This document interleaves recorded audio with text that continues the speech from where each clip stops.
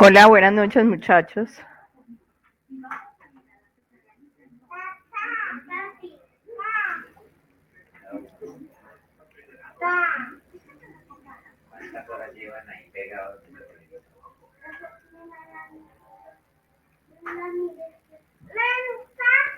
Hola, hola, ¿me escuchan?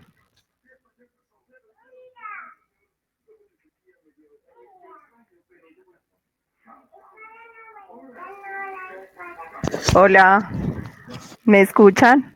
Muchachos, hola.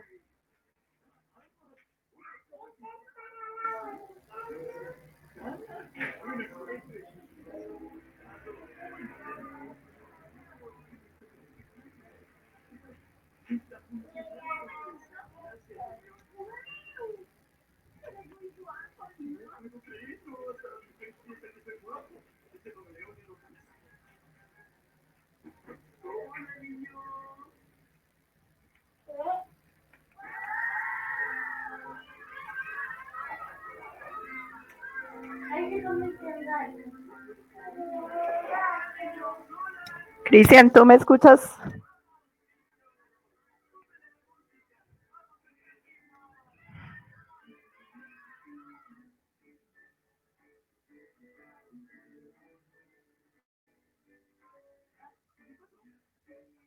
¿No me escuchas? Tienes entonces que revisar, porfa, lo del tema de los micrófonos, porque no veo que los tengas como activados.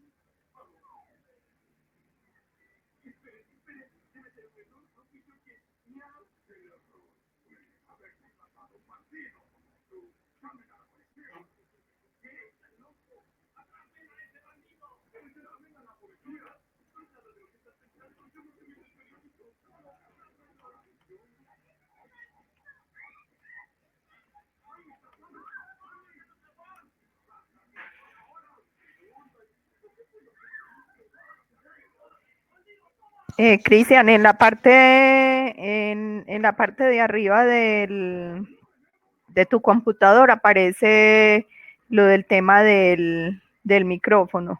Tienes que revisar si lo tienes activo.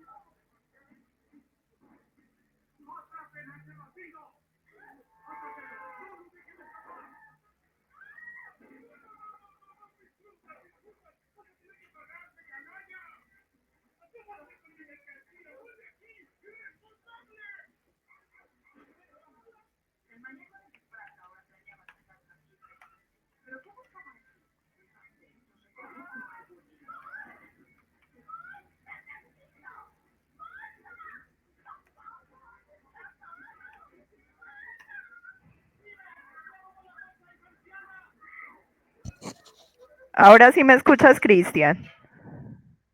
Cristian, hola. Cristian. Cristian, hola.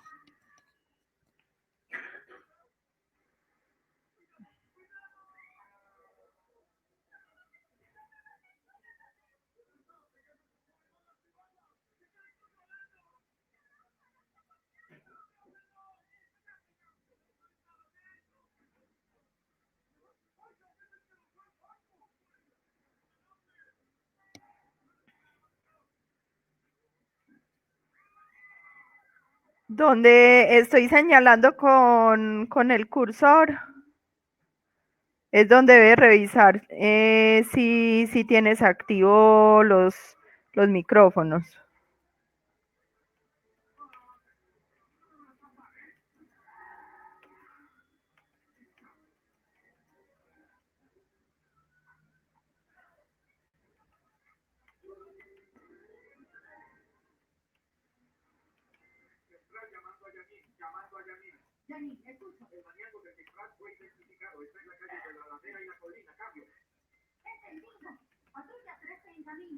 Acá en la parte de arriba.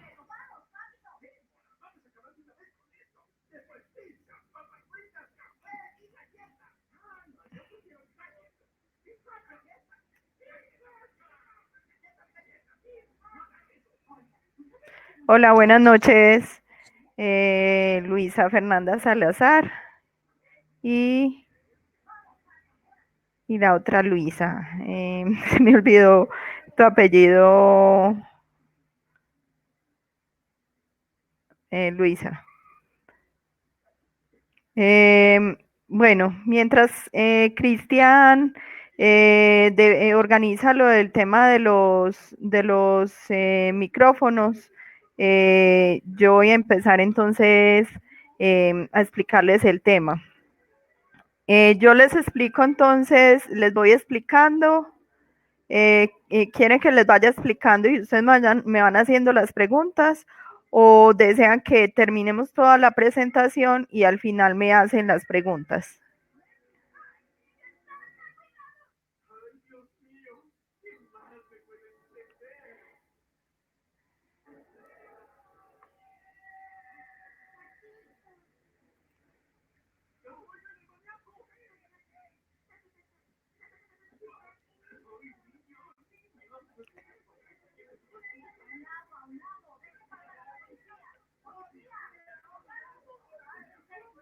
Cristian, bueno, al final entonces me hacen las preguntas, ok. Cristian, eh, si ya revisaste,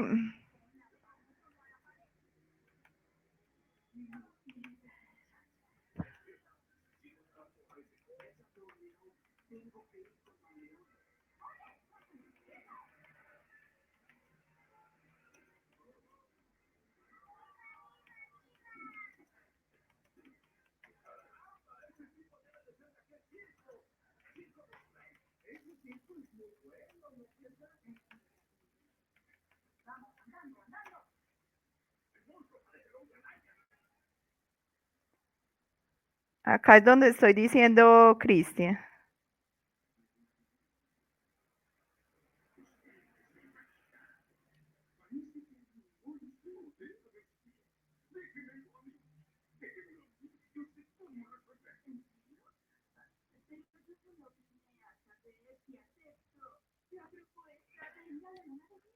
Bueno, entonces el tema que vamos a tratar hoy es el tema de ecología de comunidades. Voy a cambiar el modo de presentación para que ustedes vean más la pantalla.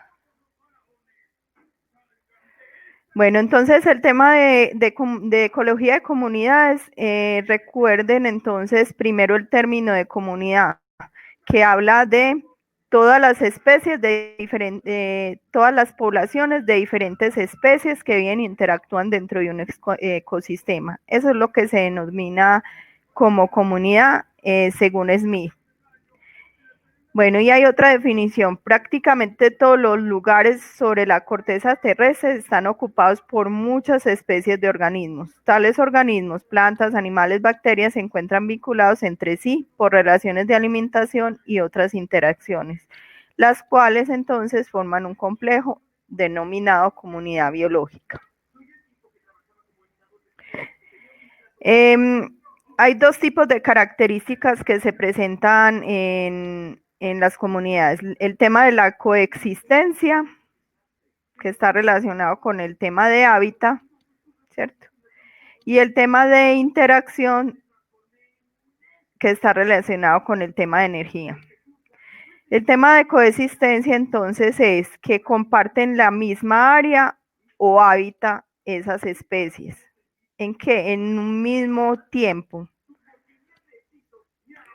El tema de la interacción está relacionado con todo el tema de las cadenas tróficas, o sea, las relaciones de transferencia de energía, descomposición de minerales, selección y evolución de especies. Lo que estoy tratando entonces de mostrar con esas imágenes es que una comunidad puede ser tan pequeña como el tronco de un árbol o como la selva amazónica, como lo ven acá abajo. Entonces depende del tamaño de la especie, ¿cierto? Es un espacio muy pequeño si las especies entonces son pequeñas. Por ejemplo, el tema de insectos o de bacterias o de otros organismos que sean muy pequeños. Bueno, características entonces propias de las comunidades. Una característica sería la estructura trófica, que está entonces, como les expliqué anteriormente, relacionado con todas las redes o cadenas tróficas. El tema de la abundancia, que mide el porcentaje de individuos de cada especie que viven en la comunidad. Esa abundancia relativa es con relación al total de las especies. La diversidad de especies es el número de especies que viven en la comunidad, especies diferentes. La dominancia de especies determina la importancia diferencial de cada especie. O sea, si una especie es muy dominante, esa es como la que tiene mayor importancia en ese hábitat o en ese nicho. La evolución de la comunidad, cambios de la comunidad a nivel de ambiente y las interacciones. Lo de la estructura trófica, recuerden entonces que está relacionado con lo de las cadenas tróficas, es decir, autótrofos o productores, luego los herbívoros que consumen a esos autótrofos, los carnívoros que consumen a los herbívoros y los descomponedores que recuerden que ingresan en cualquier parte de la cadena trófica. ¿Por qué? Porque si se muere un productor, un árbol, o si se muere un herbívoro, o si se muere un carnívoro, en cualquiera de esas partes entra el descomponedor a consumirse, pues, o a degradar ese alimento. Bueno, la dinámica de las cadenas tróficas es muy importante que tengan en cuenta esto. Independiente del bioma, la dinámica de las cadenas tróficas va a ser igual. ¿Por qué? Porque todos necesitan la entrada de energía y la acción de los diferentes actores, o sea, de los productores y de los consumidores. Entonces, tanto la tundra como estoy mostrando acá, como esta selva tropical, van a presentar esa misma dinámica de cadenas tróficas. O sea, siempre van a estar presentes productores, consumidores y descomponedores. La abundancia relativa, entonces, como les decía anteriormente, es el porcentaje de individuos de cada especie. Generalmente se mide dentro de parcelas y es con relación al total. Entonces, miren la fórmula. Abundancia relativa es el número de individuos por especie sobre el total de individuos de todas las especies por 100. Acá entonces en esta imagen estoy mostrando eso, que la abundancia relativa está trabajando el porcentaje de cada una de estas especies. De la especie 1 hay un 62%, de la especie 2 un 23,26%, mientras que la abundancia absoluta está hablando del número de especies. Entonces, De la especie 1 hay 80, de la especie 2 hay 30 individuos, de la especie 3 hay 7 individuos.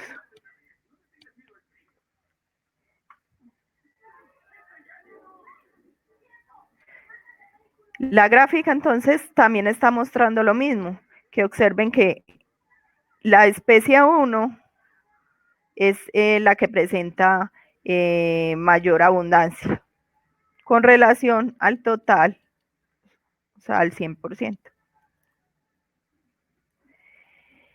La diversidad de especies entonces me está hablando, me expresa es como la riqueza de ese nicho o de esa área o de ese bioma. Y es el número de especies diferentes. La imagen entonces está mostrando el número de especies de Ecuador, primero, ¿cierto? Plantas vasculares en Ecuador, hay 17.934.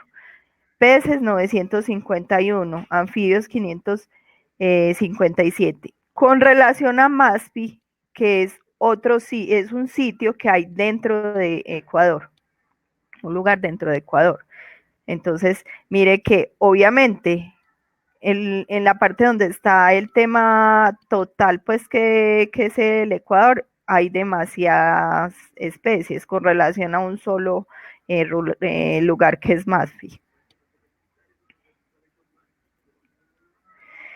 La diversidad entonces se puede considerar de varias maneras. En diversidad gamma, que toma todos los hábitats de la región. Diversidad beta, que es entre comunidades.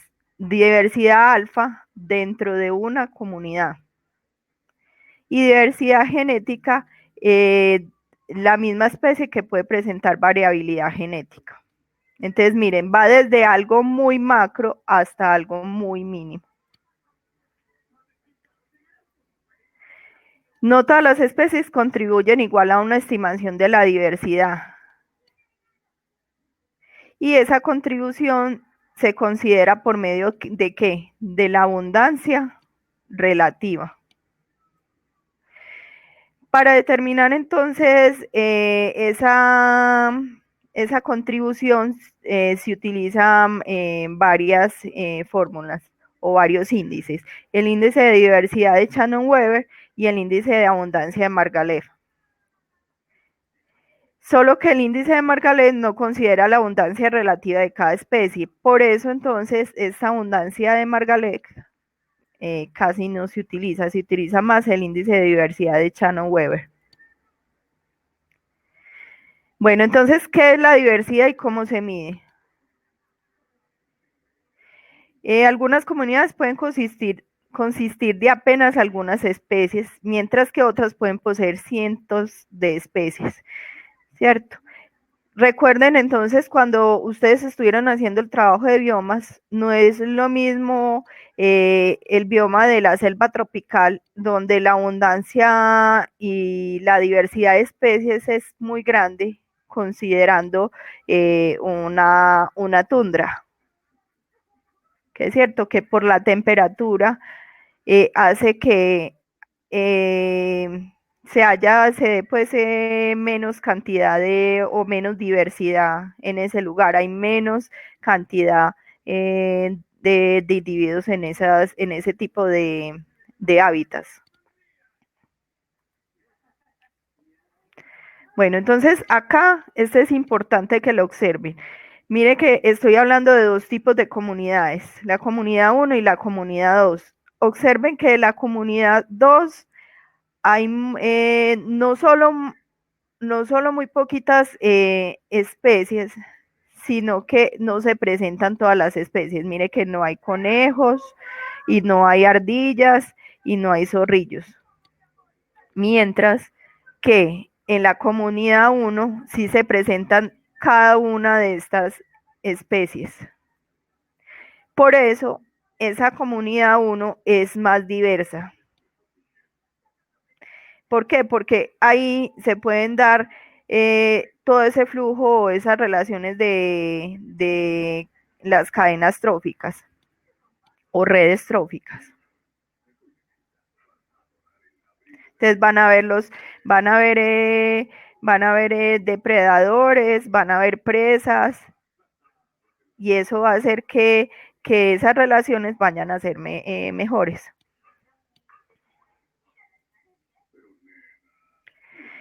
En este otro imagen estoy hablando desde uniformidad.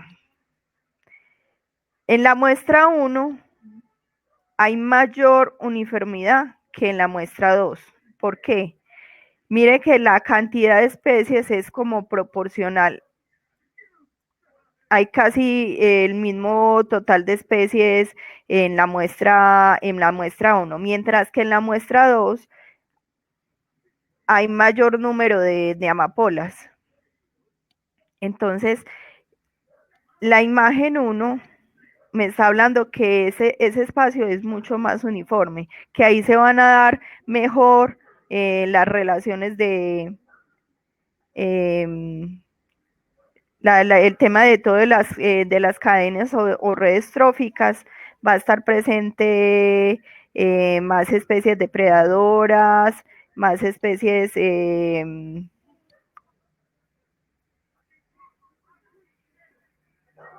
sea todo, se da mejor el tema de las relaciones cuando un espacio es uniforme.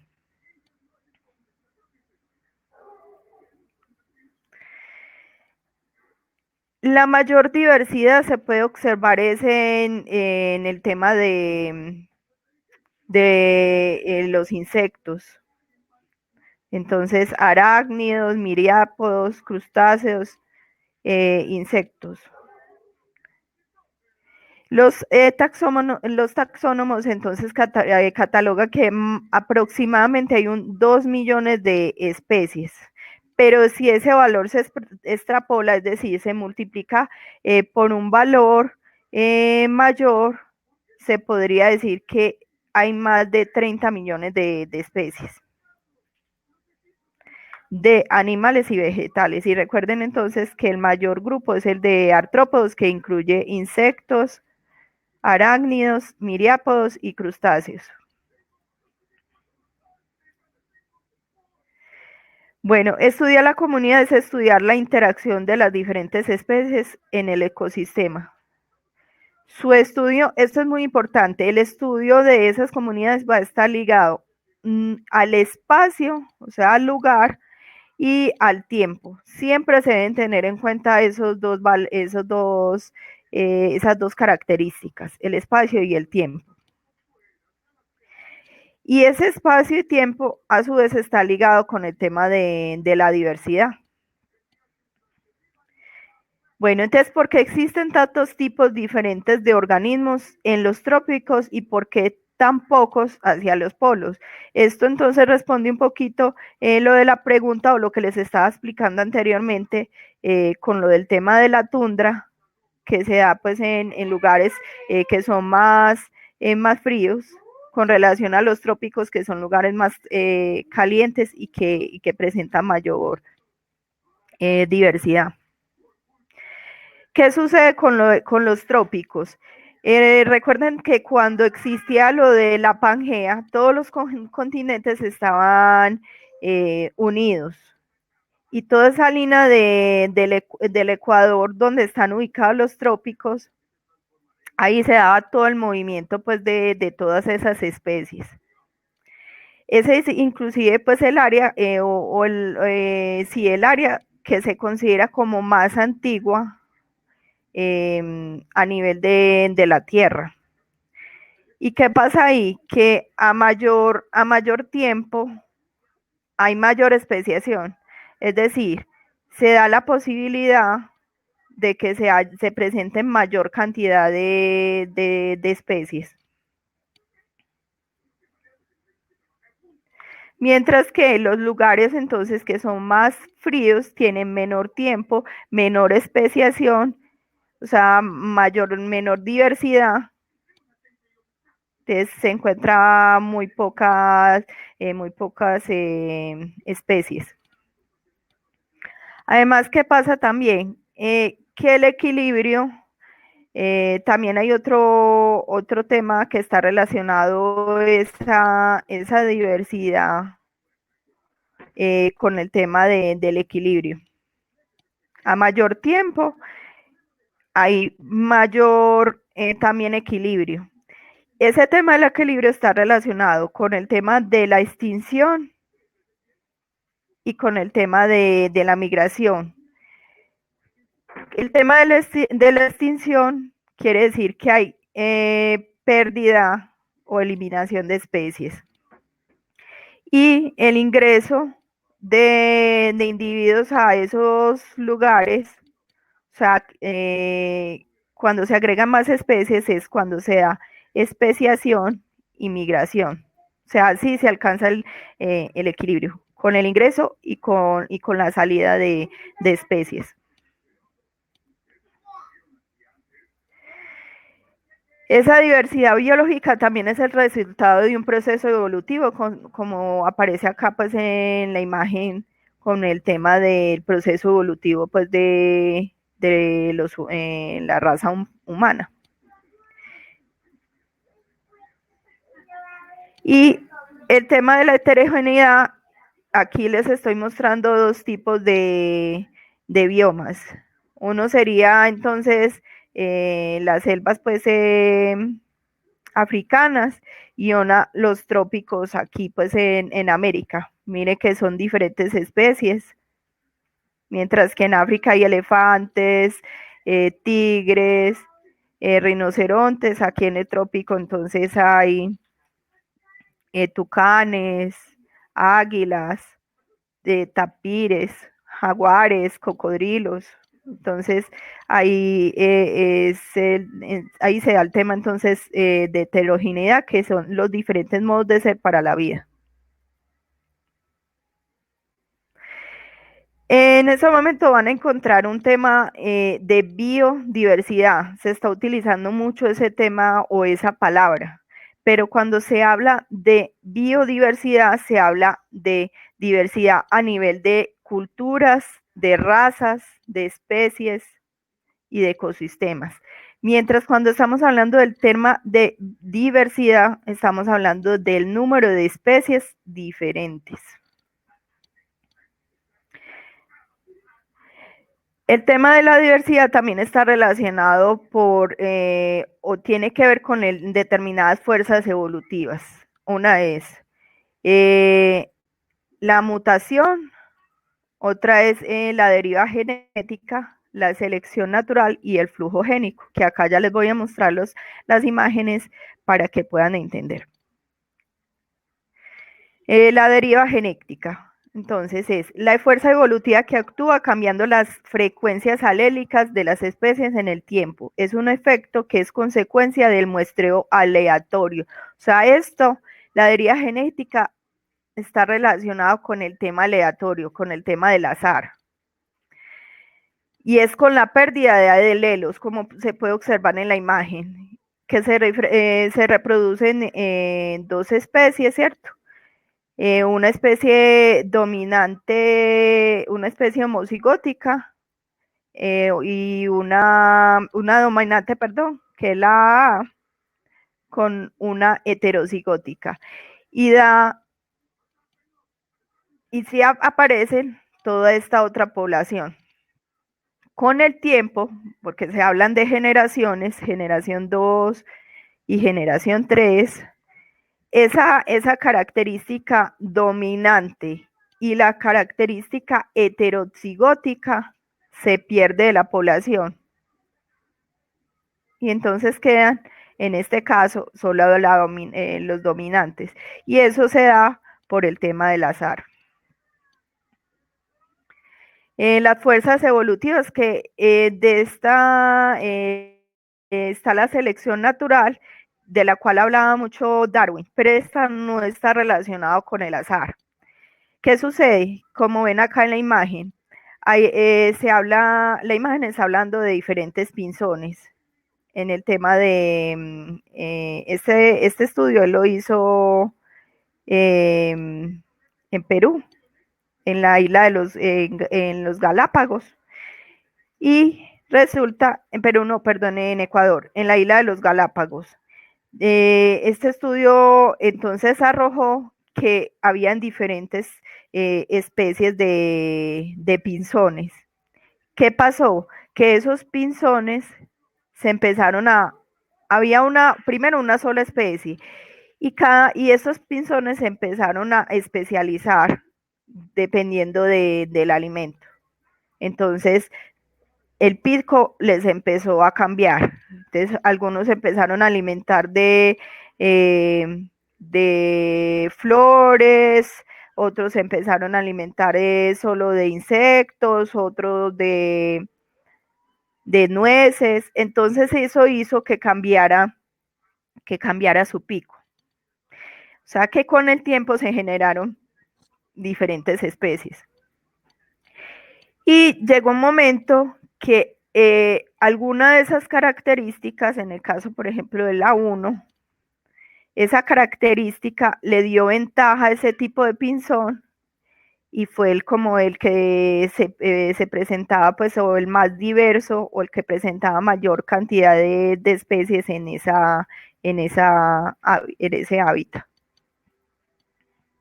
El tema de la mutación, que es simplemente puede haber un cambio en un gen. Ese cambio puede ser puntual, es decir, en una sola parte del gen o darse un cambio muy grande, así como se observa entonces acá en la imagen, que la drosófila son las moscas de la fruta.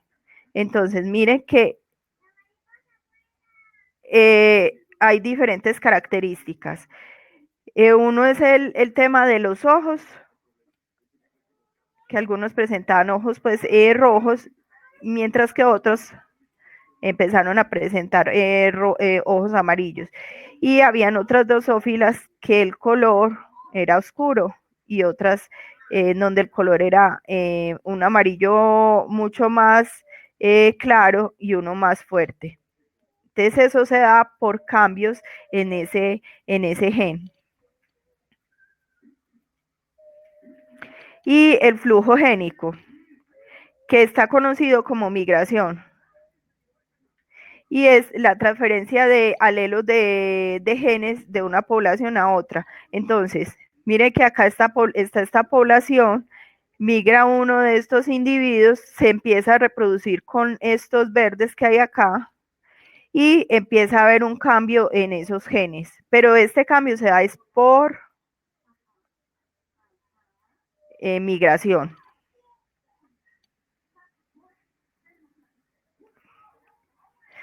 Bueno, otros factores pues que pueden ayudar a que la diversidad cambie. De los históricos de los que ya habíamos hablado anteriormente, que a mayor tiempo de existencia del continente o del nicho va a haber mayor diversidad. El tema de los factores climáticos, que cuando el clima es estable, como decir acá en los trópicos, donde se presenta solamente dos estaciones, la estación pues fría y de lluvias y una estación de calor, entonces da posibilidad que haya mayor especiación porque esos animales tienen mayor tiempo de irse como acostumbrando a ese recurso, o sea, hay mayor adaptación, mientras que en un clima variable, como hay tanto cambio pues en el clima, no se da esa posibilidad de que haya especiación. O sea, la especiación sería menor por los cambios climáticos.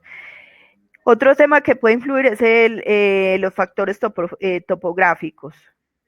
No es lo mismo un espacio pues donde ese hábitat es un espacio plano, una planicie, a donde el espacio presenta diferentes topografías. Entonces, a mayor heterogeneidad espacial, mayor también diversidad. Entonces, los procesos de especiación hay mayor aparición entonces de diferentes especies. También se tiene en cuenta el tema de la heterogeneidad vertical, que ahorita les voy a mostrar. Y esos factores topográficos permiten una mayor diversidad de los nichos dentro del hábitat. Recuerden que dentro del hábitat pueden haber diferentes áreas que tengan diferentes condiciones y esas áreas se consideran nichos. Entonces, un área puede ser que en donde le llegue mucho sol, donde haya menos cantidad de agua, y en otro espacio de esa hábitat hay menor cantidad de irradiación solar, hay mayor cantidad de agua. Entonces, miren que hay diferencias entre esos dos nichos. Bueno, entonces esa heterogeneidad horizontal está relacionado con el tema de la topografía, lo que yo les decía que acá, por ejemplo, en esta parte hay un ambiente acuático, hay cambio topográfico, hay un relieve y mire que las plantas de esta zona empiezan a ser diferentes a las plantas en este ambiente acuático, que son plantas más pequeñas, más como de matorral o plantas herbáceas. Aquí entonces estoy mostrando en estas imágenes la heterogeneidad vertical. Una es la arbórea, donde hay árboles grandes. La arbustiva, donde los árboles empiezan a disminuir de tamaño, que está conformada entonces por arbustos y matorrales que son altos. El sufritocoso, que está relacionado es con matorrales más bajos. El herbáceo, entonces con hierbas que no superan los 30 centímetros de altura. El mucinal, que está relacionado con hongos, con líquenes y musgos y líquenes. Y el epifítico, que está relacionado con plantas que crecen sobre otras plantas. Entonces, en el caso de bromelias. El subterráneo, entonces, es que está relacionado con especies, con plantas que crecen en la parte pues interna del suelo. Entonces, por ejemplo, la cebolla, la yuca, hablan de esas plantas subterráneas. Entonces, miren la heterogeneidad vegetal. Mientras que esta heterogeneidad vertical está hablando, por ejemplo, en un bosque, el tamaño, los diferentes tamaños de estos árboles. No es lo mismo un pájaro que vive en la parte más alta de un árbol a un pájaro que vive en la parte más baja de un árbol. Se va a empezar a especializar en otro tipo de insectos o de flores o de hojas diferentes para su alimentación que otro que esté en la parte más alta del árbol. Entonces ahí empieza también a haber especiación, o sea, diferentes especies. Los factores bióticos, que están relacionados con dos tipos de fuerzas. Uno que es la competencia y otro que es la depredación. Competencia por el tema del hábitat, o depredación, que está relacionado con el depredador y con la presa. Y la productividad, que está relacionada con el tema de energía. Que los sistemas que son más productivos, en esos ecosistemas que son más productivos, hay menor pérdida de energía y esa energía está acumulada en la materia viva y hay mayor diversidad, mientras que los sistemas que son menos productivos presentan menor diversidad.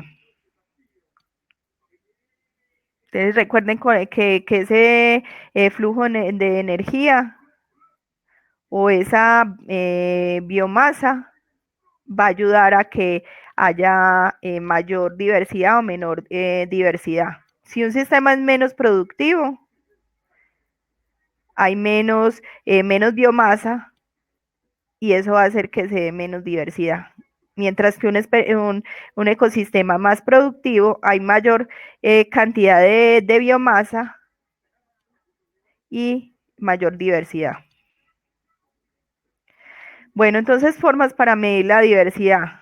Una es establecer la curva de acumulación de especies, otra es los índices de importancia y otros son los índices de diversidad. Bueno, el tema de curvas de acumulación de especies. Son útiles para estimar el número de especies, o sea, la riqueza de una comunidad. Entonces, ahí estaríamos viendo cuál es la especie más dominante. Aquí entonces estamos hablando de diferentes especies, especie 1, especie 2, especie 3, especie 4, especie 5, la cantidad de especies que hay en cierto intervalo de tiempo y esa medida se hace en un intervalo de tiempo. Y está mostrando que esta especie es la más dominante. Este tipo de curva, donde me está mostrando cuál es la especie más dominante, también depende del tamaño de la muestra y del patrón de muestreo. Recuerden que en el tema de ecología de poblaciones estuvimos mostrando varios tipos de muestreo.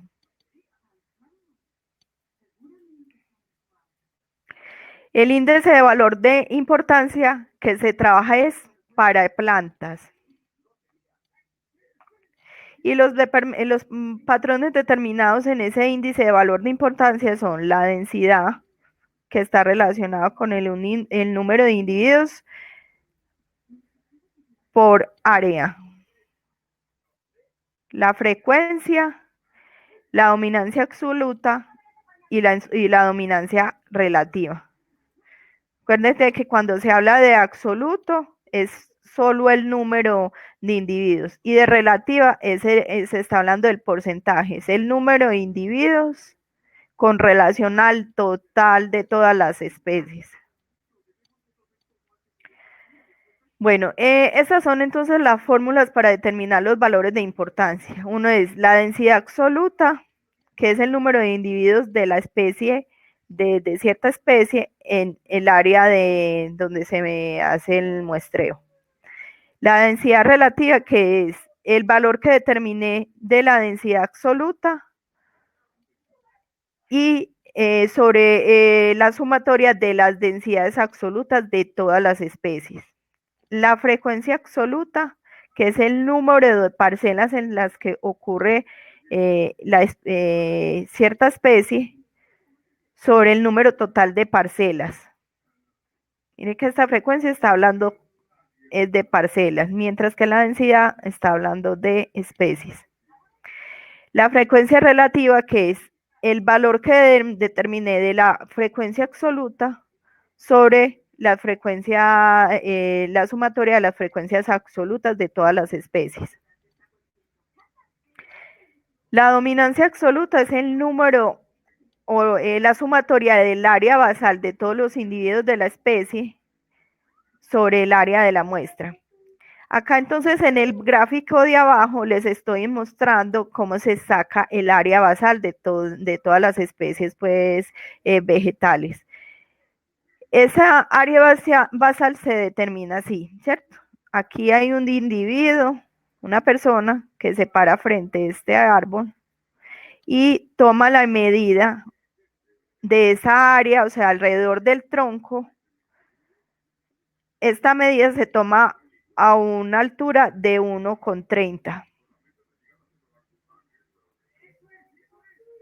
Se toma entonces para diferentes, no solo para un árbol, sino para varios árboles de la misma especie. Y esto se haría para diferentes especies. Entonces, esta área basal se determina pi, que es un número pues que ya recuerden que aparece 3, creo que es 3,14, sobre 4 por D2, que D2 es este valor, esta medida que yo saqué de acá, el diámetro de este árbol, tomado a una altura de 1,30. Y la dominancia relativa es el valor de la dominancia absoluta de cada una de las especies sobre la sumatoria de las dominancias absolutas de todas las especies. Y el índice de valor de importancia se saca tomando la dominancia relativa más la frecuencia relativa más la dominancia absoluta. Así se toma, se saca el índice de valor de importancia. Aquí entonces les voy a mostrar un ejemplo con diferentes especies, con aguacatillo, con giga, con palobo, con pomorroso, roble. Y resulta que la especie más dominante o de valor pues mayor, de mayor importancia, que tuvo mayor importancia, fue el pomorroso. Y la especie que tuvo menor valor de importancia fue el roble. Entonces quiere decir que tanto, no es la, perdón. Estas dos especies fueron las que se encontraron con mayor número, con mayor valor de importancia. Entonces, tanto el roble como el pomorroso tienen un alto peso ecológico, o sea, cumplen un valor importante dentro de ese bosque donde se hizo esas mediciones. Mientras que el Pablo Bobó o el balso blanco fue el que presentó el menor valor del índice de importancia. Entonces esta especie no tiene un alto valor ecológico en ese ecosistema. El índice entonces de Margalef es otro, estos se utilizan es más para animales, para especies animales. Y el índice de Shannon-Weber, que como les decía anteriormente, el de Shannon-Weber es el que más se utiliza. ¿Y cómo se saca ese? Se tiene en cuenta el número de individuos de cierta especie y el número total de individuos. Y aquí se encuentra entonces la fórmula, pues ya despejando. El de Shannon-Weber entonces, ¿qué indica? Cuando los valores son cercanos a 0 o a 1, quiere decir que ese ambiente es poco diverso. Mientras que cuando los valores son cercanos a 5, quiere decir que ese ambiente es muy diverso. Recuerden que esto se mediría para todas las especies. Para todas las especies que hayan en ese determinado hábitat o bioma. El otro tema es el índice de equidad de Pillon, que mide la proporción de la diversidad observada con relación a la máxima diversidad esperada.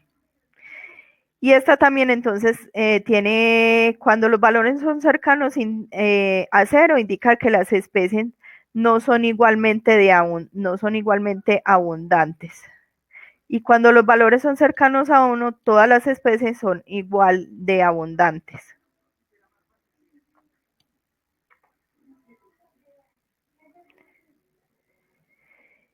El tema de dominancia predominio de especies también se puede medir con otra fórmula, que es el índice de predominio de Simpson. Entonces, en este tema de especies dominantes, son las especies que alcanzan altas abundancias dentro de una comunidad. Ejercen un control intenso sobre la presencia de especies en la comunidad. Es la especie que canaliza gran parte de la energía dentro de la comunidad. Entonces, valores cercanos a cero quiere decir que hay predominio o dominancia, que es que la dominancia está centrada en varias especies, mientras que valores cercanos a uno, el dominio está centrado en una o pocas especies. Entonces, si yo busco realizo el índice de dominancia o predominio en un hábitat y tengo valores cercanos a uno, o sea, donde encuentro que una especie es más dominante, ese hábitat va a ser menos diverso. Mientras que si hago el estudio y encuentro valores cercanos a cero, quiere decir que ahí no hay especies dominantes, o sea que todas las especies que hay ahí son igual de importantes, entonces ese espacio es mucho más diverso. Entonces, en temas de estudios de comunidades, cuando yo determino estos valores de dominancia, o índices de Shannon-Weber o el de Simpson, me van a indicar el tema de la diversidad. Y eso es importante, que un espacio sea diverso y que tenga mayor cantidad de especies, es muy importante.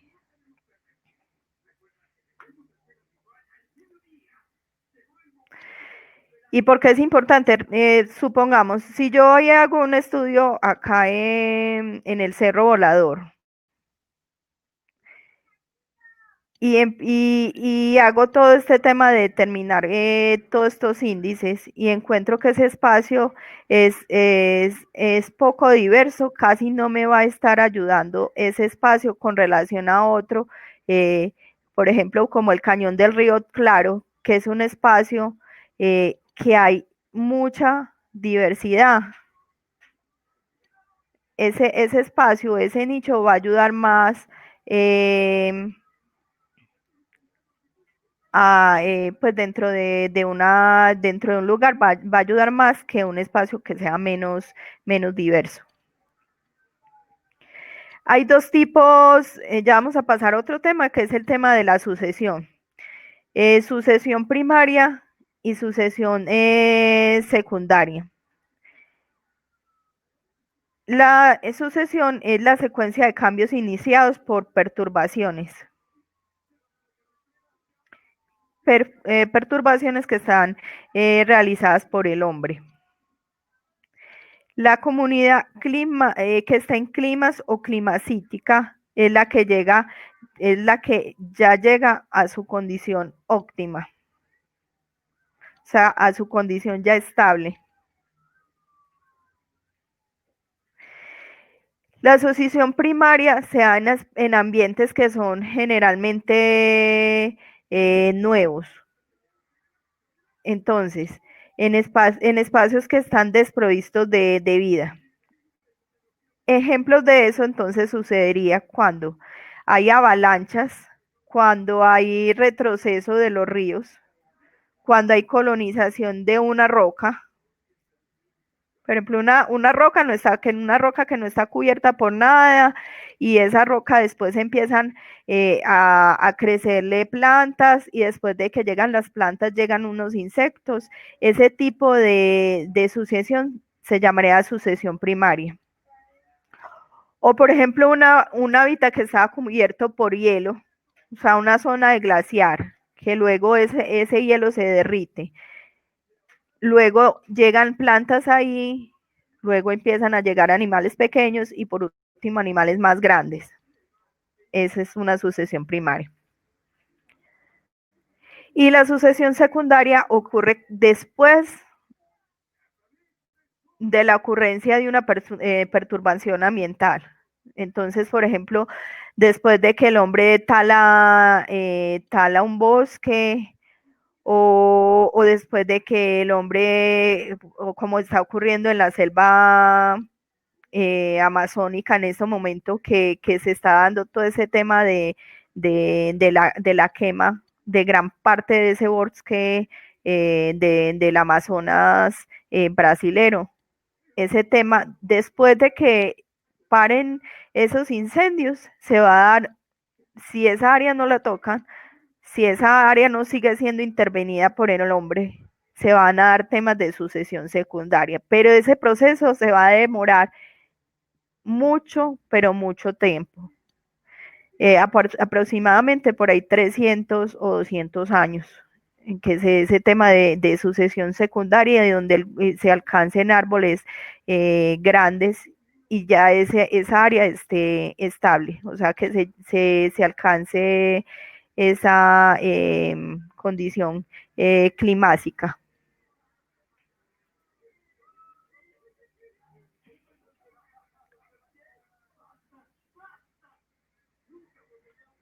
Bueno,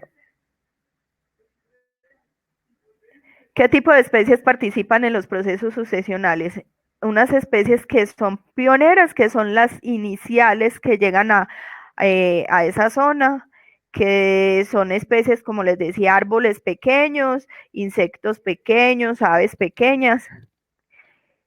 Generalmente esas especies deben tener un crecimiento, un desarrollo rápido. Su producción es atemprana y tienen curvas de supervivencia de tipo 3. Entonces aquí estamos mencionando el tema, estamos teniendo en cuenta el tema de ecología de poblaciones donde veíamos lo de las curvas de supervivencia.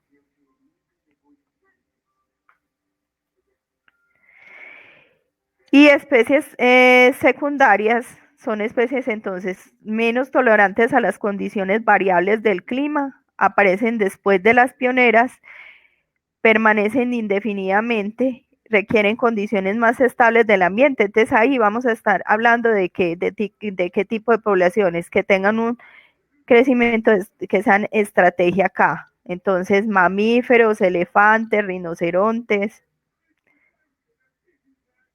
plantas como robles, como pinos, especies mucho más, están relacionadas con especies mucho más grandes,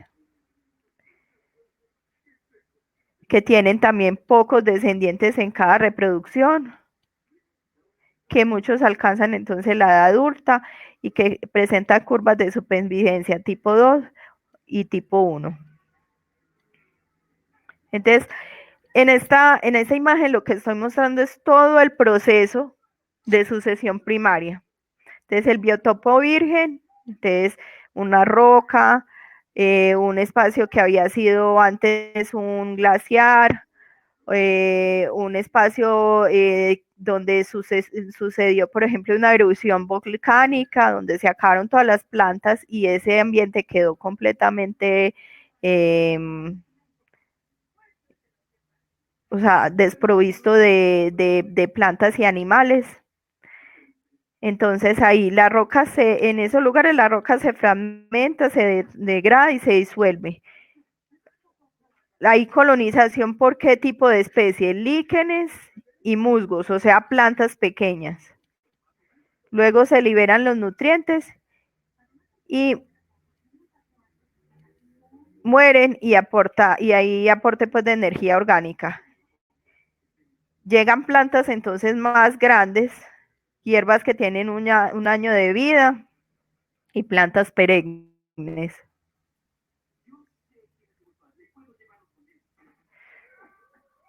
Luego germinan semillas de especies arbustivas, formando matorrales y por último se da el crecimiento de árboles más grandes. Y lo mismo entonces pasa. Entonces mire que en ese proceso es lugar desprovisto de vida, de plantas, de animales, luego aparición de plantas y animales más pequeños, después aparición de plantas un poco más grandes, hasta que haya formación de un bosque con plantas mucho más grandes. Y en la sucesión secundaria, entonces, ecosistema destruido por incendios, inundaciones, enfermedades, talas, cultivos. Empieza lo mismo. Siempre comienza con plantas pequeñas, con animales pequeños, luego plantas anuales y hierbas, luego se forman matorrales y por último árboles más grandes. Y lo mismo. En cuanto a la fauna, invertebrados, reptiles, o sea, animales pequeños, luego aparición de aves, cuando ya hay semillas, invertebrados y reptiles, y por último llegan los mamíferos y depredadores. Entonces, la diferencia entre sucesión primaria y sucesión secundaria es que en la sucesión primaria es espacios que así han sido, que antes pues no han sido intervenidos, mientras que en la sucesión secundaria son espacios que han sido intervenidos generalmente por procesos, o sea, siempre por procesos humanos.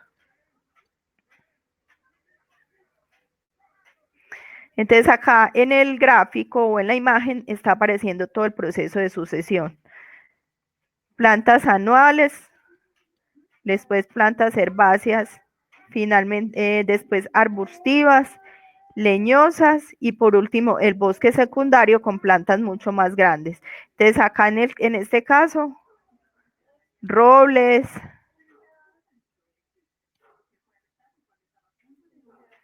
¿cierto? Robles, plantas grandes como robles, secoyas.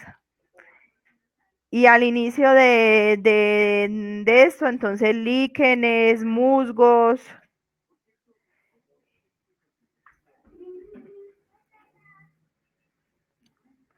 Bueno, este tema de comunidades también tiene el tema de las interacciones biológicas, que está relacionado entonces con varias. Uno es el tema de la simbiosis,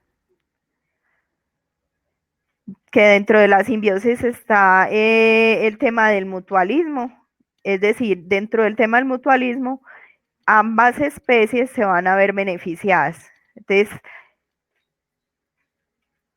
en el caso, en el ejemplo de la primera imagen, este pez payaso y la anémona, ambos se van a ver beneficiados.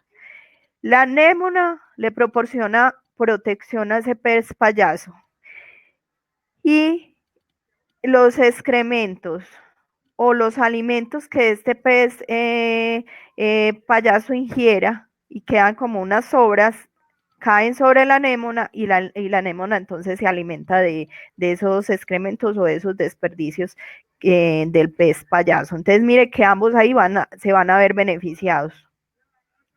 El tema de la polinización, donde el insecto, en este caso la abeja, toma el néctar de las plantas y cuando ella está tomando ese néctar de las plantas, en las paticas queda depositado el polen.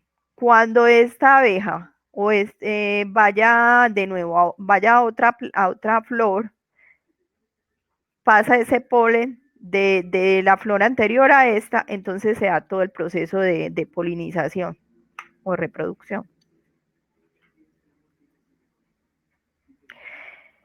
El tema del comensalismo. Entonces ahí solo una especie se va a ver beneficiada y la otra ni se perjudica ni se beneficia.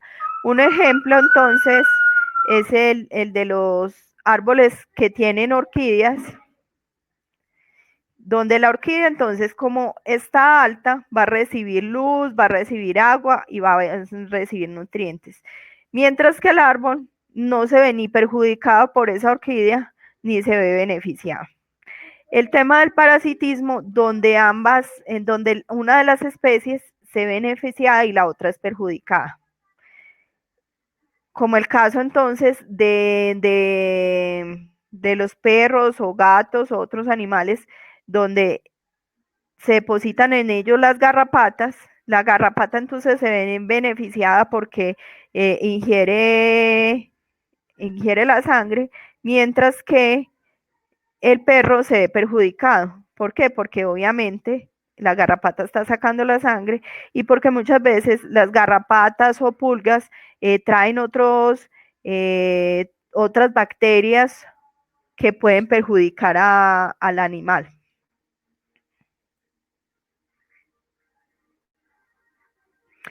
El amensalismo, que está relacionado con la interacción que es perjudicial para una de las especies sin entrar para la otra. Esto se da más con el tema de hongos y con el tema de plantas. Por ejemplo, el tema del hongo penicillium y las bacterias. Recuerden que entonces, si ese hongo está creciendo en un lugar, no va a dejar que crezca las bacterias.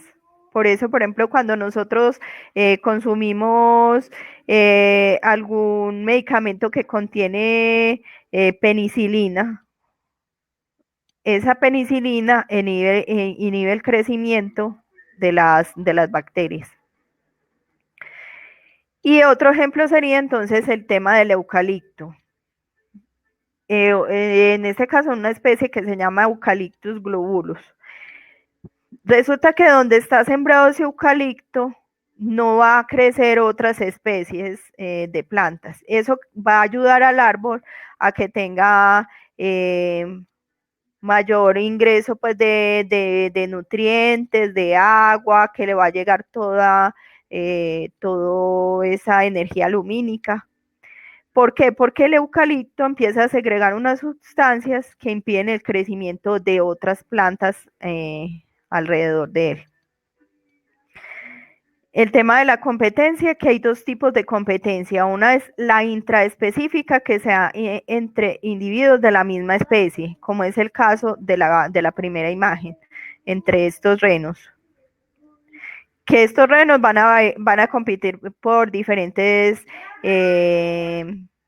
recursos. Uno es o por el tema del alimento, otro es o por el tema de la reproducción, o sea, por el tema de elegir pues una hembra. Y el otro tema de la competencia interespecífica, que se da entre individuos de diferentes especies. Por ejemplo, el caso de las hienas y el caso de los leones, que ahí entonces están compitiendo por un recurso que es el alimento. ¿Y por qué compite? Porque entonces, si se reduce el recurso, entonces hay menor fertilidad. En el caso en las hembras, si ellas no se alimentan bien, van a ser menos fértiles. Afecta también el tema del crecimiento. Si se alimentan poco, entonces van a crecer menos. Y porque puede llegar un momento en que el recurso puede ser tan escaso que puede estar involucrando inclusive el tema de la supervivencia, o sea, de que vivan o mueran. Y el tema de la depredación, que es el tema de depredador y la presa, donde una especie captura y se alimenta de otra. Generalmente el depredador, como es en el caso acá de este zorro, es más grande que su presa, con relación a una liebre o un conejo. Hay un modelo que habla de ese tema de depredador-presa. Ese modelo, que en resumidas cuentas, ¿de qué está hablando? Que la cantidad de depredadores está relacionada o correlacionada con la cantidad de presas. Es decir, que cuando aumenta la población del depredador, aumenta la cantidad de la presa. Si disminuye entonces si disminuye la presa, disminuye el depredador. Entonces mire la correlación que hay.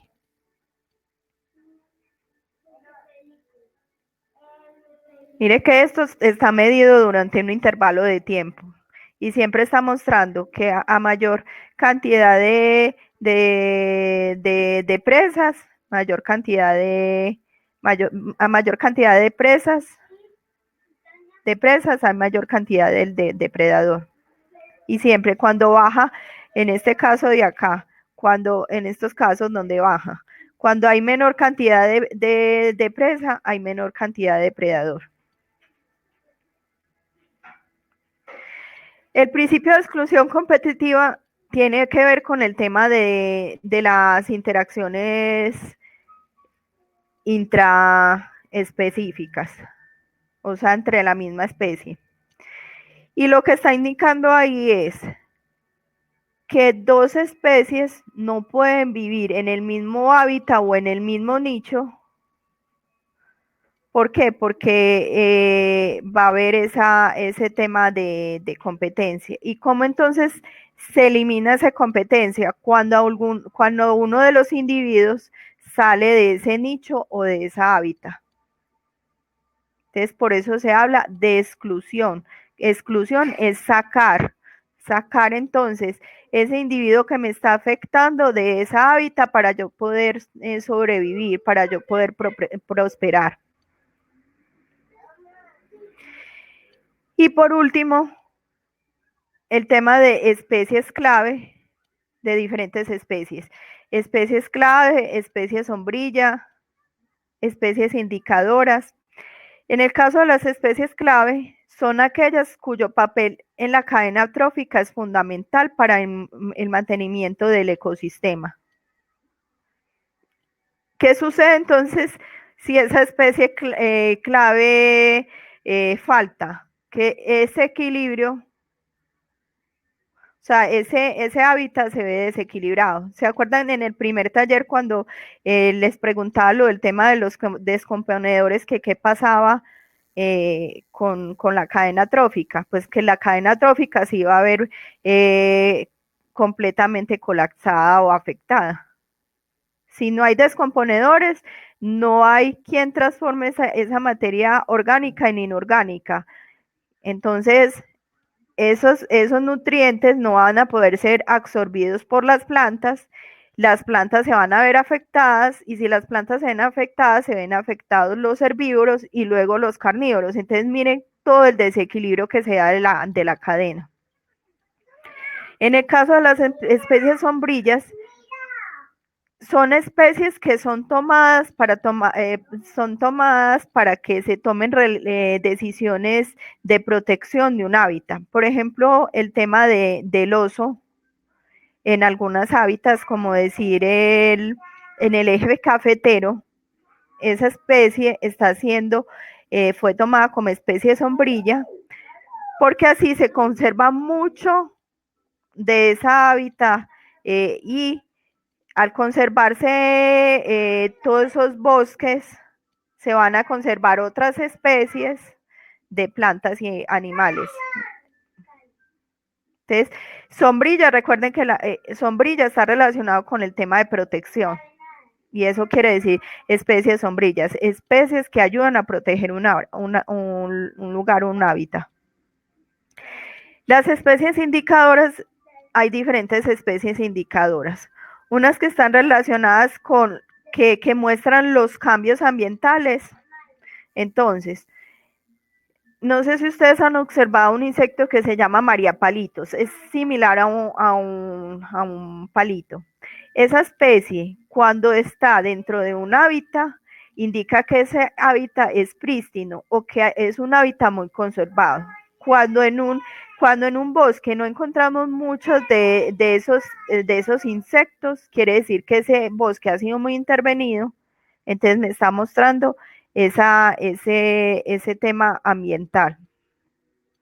Especies e indicadores de poblaciones, entonces indican las variaciones poblacionales. Entonces, esas están relacionadas con el tema de depredador-presa. Y especies de indicadores de biodiversidad. Entonces me está mostrando que un área es rica en especies.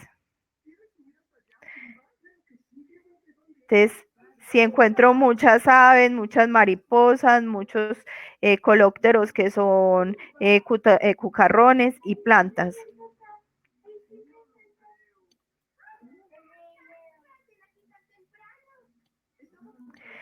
Especies, perdón, especies amenazadas, entonces recuerden que hay una lista roja, que esa lista roja varía de acuerdo al país. Y hay listas rojas, entonces, de aves, de mamíferos, de reptiles, y muestran como el grado de amenaza de esa especie.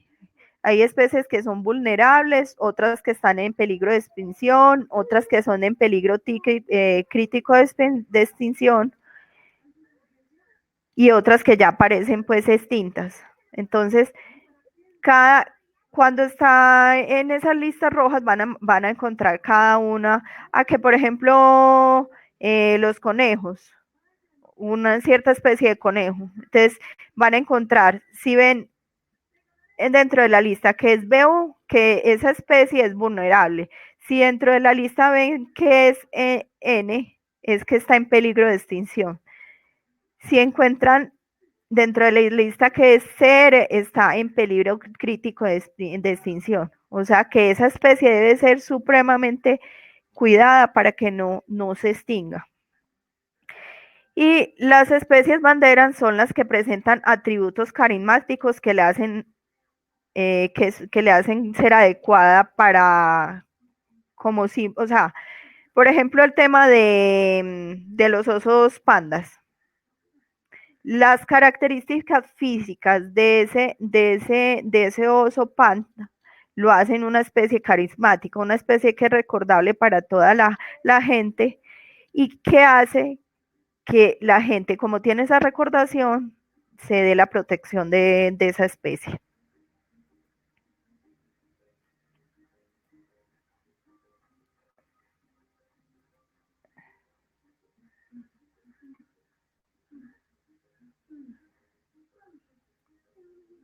Bueno, chicos, la presentación ya terminó y estoy tratando de cambiar el diseño de la diapositiva.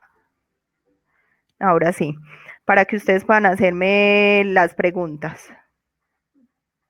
Entonces,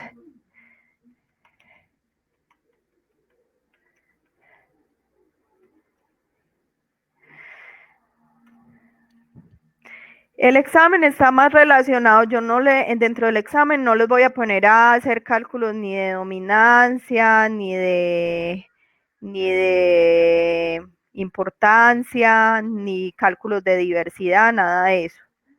Es que tengan, para el examen, que tengan claro qué conceptos, que tengan claro el concepto del tema de la diversidad, o sea, que se conoce como diversidad.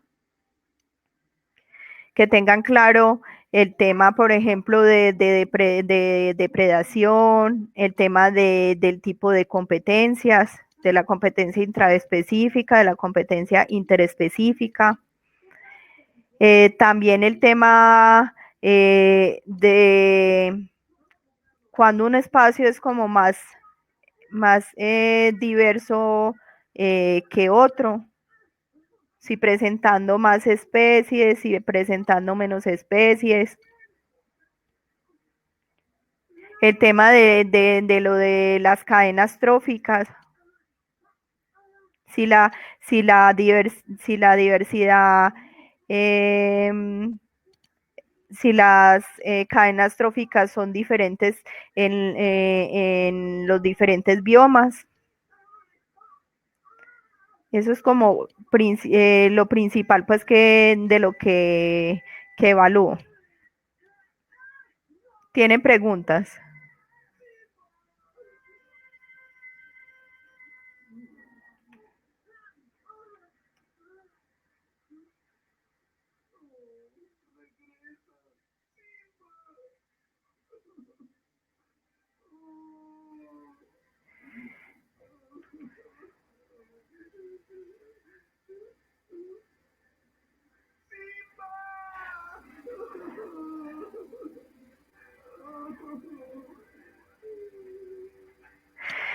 A ver, generalmente, generalmente esos cálculos de diversidad no los ponen se los ponen a hacer a los biólogos, inclusive ni siquiera a los biólogos, sino a los ecólogos, gente que está más especializada en el tema de, de ecología. A ustedes, por ejemplo, si ustedes se van a hacer una práctica en Corantioquia, supongamos, los ponen a ir a un sitio, a una reserva. Entonces les van a poner a hacer estudios, caracterizaciones bióticas. Que mire qué especies de flora, qué especies de fauna se presentan en ese territorio. Que observen todo el tema de las características físicas de ese territorio, o sea, el tema de la temperatura, de las precipitaciones, de el tema de los suelos y cómo están influyendo esas características abióticas en la flora y en la fauna. El tema si ese bosque o ese lugar es primario, si es secundario. Recuerden que entonces si es primario quiere decir que ese bosque no ha sido intervenido o ese lugar no ha sido intervenido. Si es secundario es porque ya ha presentado intervención humana. El tema también de qué tipo de bioma es. Por ejemplo, con los estudiantes de ecología de regiones, en Jardín y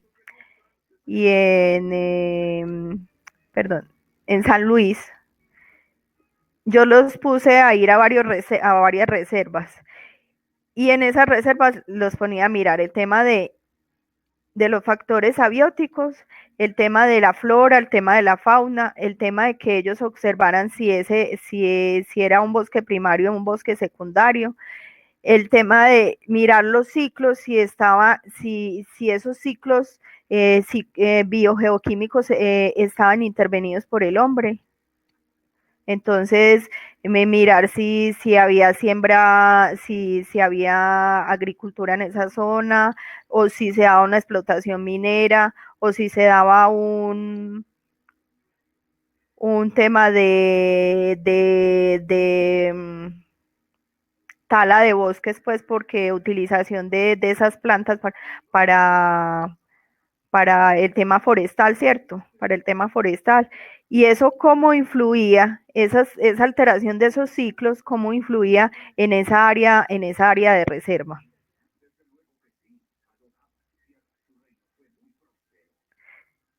Entonces, siempre en esos lugares, pues, porque en los dos sitios que visité, que fue una reserva de pájaros y otra que es el Cañón del Río Claro, son espacios muy prístinos, son espacios muy conservados. Observábamos mucha diversidad de plantas, o sea, ahí estábamos de plantas y animales, ahí estamos comprobando que cuando hay tanta diversidad de plantas, hay ayuda a que haya buena diversidad de animales. Y que además el hecho de que no haya tanta intervención de los ciclos biogeoquímicos ayuda a que se dé todo ese tema de relaciones de las cadenas tróficas y por ende que siga habiendo diversidad dentro del ecosistema. Sí, en cuanto a la evaluación es más cualitativa que cuantitativa. O sea, ahí en realidad no hay que hacer cálculos. Es más que ustedes entiendan el tema de cada uno de los conceptos, del tema de diversidad, del tema de lo de las cadenas tróficas, el tema de las sucesiones primaria y secundaria cuando se dan, qué especies entonces se dan al inicio de la sucesión y qué especies se dan al final. Recuerden que las especies al inicio de la sucesión son especies pequeñas, tanto a nivel de flora y fauna. Entonces, líquenes, musgos, plantas herbáceas, y insectos, otros invertebrados, y ya finalizando la sucesión, se dan especies grandes, árboles grandes, robles, se dan las ceibas, se dan las higuerillas, ¿cierto? Plantas que son muy grandes y animales grandes. Entonces, águilas, cocodrilos, tapires, pumas, al final de la sucesión, porque recuerden que cuando se termina ese proceso de sucesión, ese ambiente tiene que estar muy estable para que asegure que la entrada de otros animales que necesitan esa estabilidad en la zona. ¿Qué otras preguntas tienen, muchachos?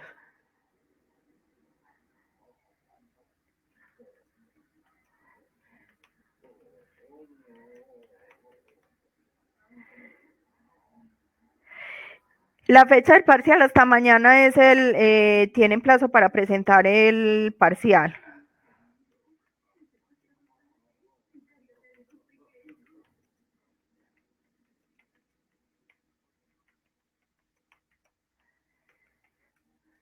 Parcial. Son 12 preguntas.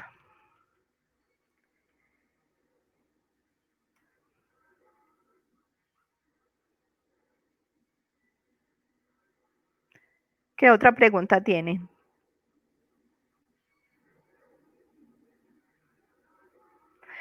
Y qué pena con ustedes. Ayer el encuentro estaba planeado para ayer. Esta semana que hice varios intentos para poder agregar el encuentro sincrónico, no me dejó. Ayer volví, hice el intento antes de hacer el encuentro. Y la plataforma estaba caída. Yo inclusive le escribí a Kelly y ella lo que me propuso era que quisiera el encuentro sincrónico hoy.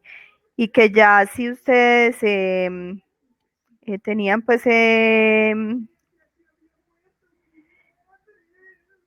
o sea, que si había pues como otro problema, que hiciera la presentación con otro tipo de medios, pero recuerden que, por ejemplo, en YouTube yo estuve observando cómo hacer las presentaciones, pero no me daba la posibilidad como de irles mostrando como el tema de la pantalla, lo que sí presenta este tipo de plataforma. Que mientras pues voy explicando, pues, ustedes tienen la opción de ir viendo la pantalla. ¿Qué preguntas tienen?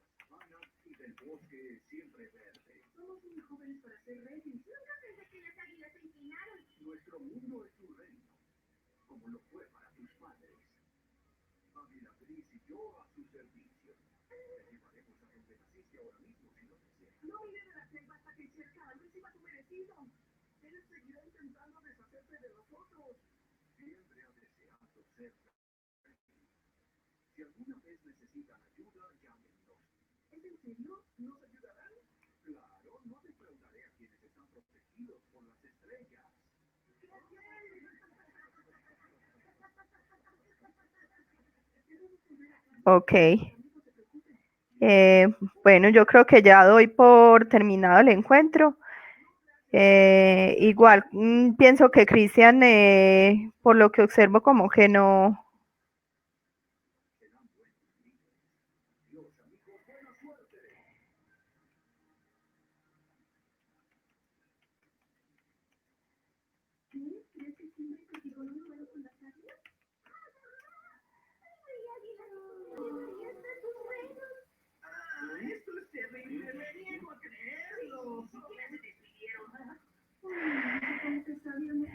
Bueno, igual si tienen más preguntas,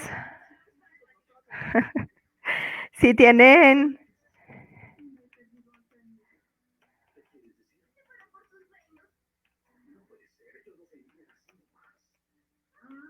me las pueden entonces enviar al correo. Y la próxima semana,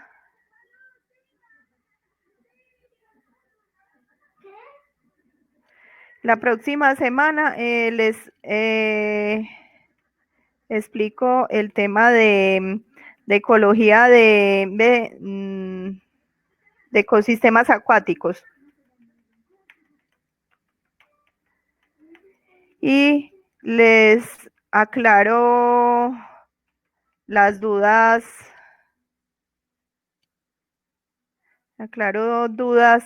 de la presentación del trabajo final. Si tienen, por ejemplo, es bueno que vayan observando como qué es lo que pido para el trabajo final. Vayan buscando qué son, cómo se sacan entonces lo de las conclusiones, que el marco conceptual, o sea, todo lo que les estoy pidiendo ahí para ese tema.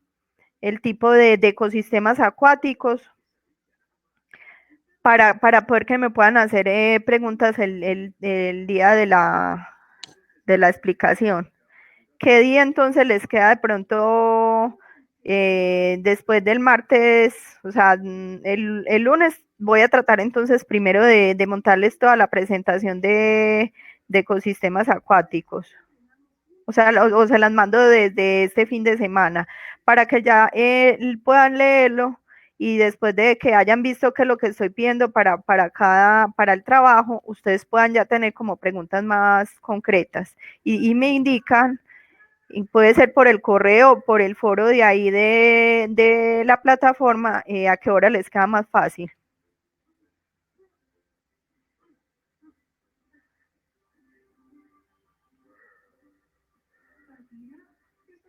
Recuerde,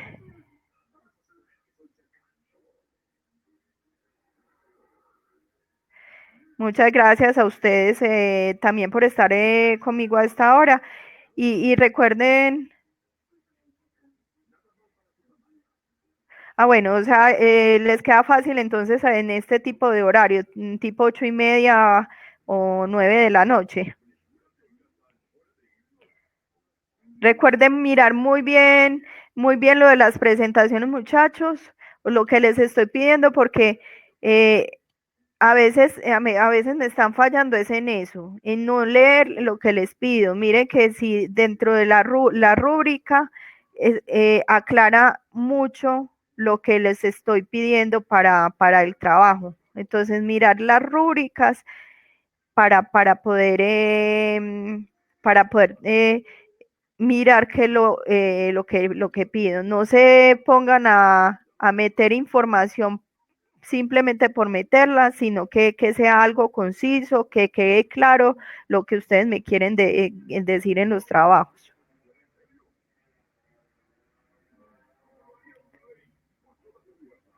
Bueno, la rúbrica del último trabajo sí no la he montado, entonces también la próxima semana la monto para poder que ustedes también les quede más claridad. No siendo más, entonces que tengan una feliz noche y estamos entonces hablando. Gracias por asistir al encuentro.